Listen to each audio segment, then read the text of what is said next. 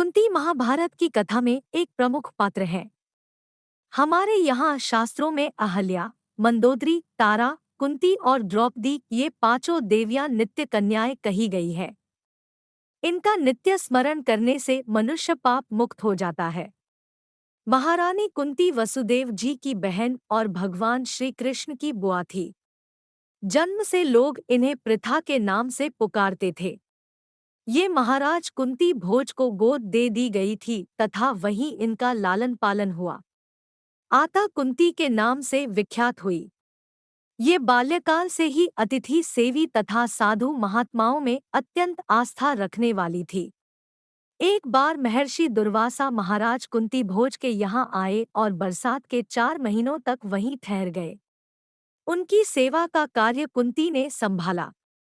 महर्षि महारानी की अनन्य निष्ठा और सेवा से परम प्रसन्न हुए और जाते समय कुंती को देवताओं के आवाहन का मंत्र दे गए। उन्होंने कहा कि संतान कामना से तुम जिस देवता का आवाहन करोगी वह अपने दिव्य तेज से तुम्हारे समक्ष उपस्थित हो जाएगा और उससे तुम्हारा कन्याभाव भी नष्ट नहीं होगा। दुर्वासा के चले जाने के बाद इन्होंने कुतूहलवश भगवान सूर्य का आवाहन किया। फलस्वरूप सूर्य देव के द्वारा दानवीर कर्ण की उत्पत्ति हुई। लोकापवाद के भय के कारण इन्होंने नवजात कर्ण को पेटिका में बंद करके नदी में डाल दिया। वह पेटिका नदी में स्नान करते समय अधिरथ नाम के सारथी को मिली। उसने कर्ण का लालन पालन किया। कुंती का विवाह महाराज पांडु से हुआ था। एक बार महाराज पांडु के द्वारा मृगरूपधारी किंदम मुनि की हिंसा हो गई। मुनि ने मरते समय उन्हें शाप दे दिया।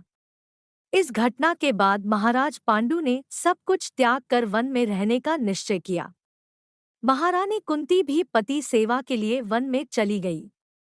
पति के आदेश से कुंती ने धर्म, पवन और इंद्र का आवाहन किया, जिससे धर्मराज युधिष्ठिर, महाबली भीम और महारथी अर्जुन की उत्पत्ति हुई।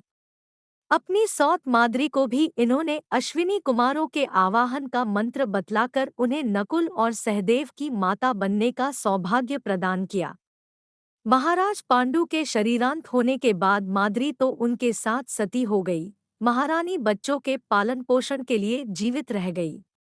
जब कुरुराज दुर्योधन ने पांचों पांडवों को लाक्षागृह में भस्म कराने का कुचक्र रचा, तब माता कुंती भी उनके साथ थी। पांडवों पर यह अत्यंत विपत्ति का काल था। माता कुंती सब प्रकार से उनकी रक्षा करती थी। दयावती तो वे इतनी थी कि अपने शरण देने वाले ब्राह्मण परिवार की रक्षा के लिए उन्होंने अपने प्रिय पुत्र भीम को राक्षस का भोजन लेकर भेज दिया और भीम ने राक्षस को यमलोक भेजकर पुरवासियों को सुखी कर दिया। पांडवों का वनवास काल बीत जाने के बाद जब दुर्योधन ने उन्हें सुई के अग्रभाग के बराबर भी भूमि देना स्वीकार नहीं किया तो माता कुंती ने भगवान श्री कृष्ण के द्वारा अपने पुत्रों को आदेश दिया, क्षत्राणी जिस समय के लिए अपने पुत्रों को जन्म देती है वह समय अब आ गया है। पांडवों को युद्ध के द्वारा अपना अधिकार प्राप्त करना चाहिए। पांडवों की विजय हुई, किंतु वीरमाता कुंती ने राज्यभोग में सम्मिलित न होकर महाराज धृतराष्ट्र और सती गांधारी के साथ वन में तपस्वी जीवन बिताना स्वीकार किया।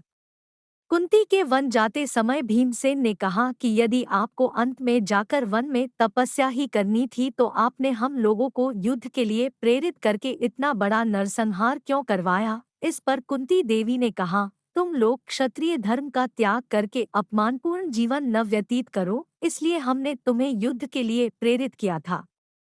अपने सुख के लिए नहीं, भगवान के निरंतर स्मरण के लिए उनसे विपत्तिपूर्ण जीवन की याचना करने वाली माता कुंती धन्य है। दोस्तों, वीडियो कैसी लगी कमेंट में ज़रूर बताएं। साथ ही वीडियो को लाइक शेयर ज़रूर करें। अगर चैनल पर नए हो तो चैनल को सब्सक्राइब ज़रूर करें।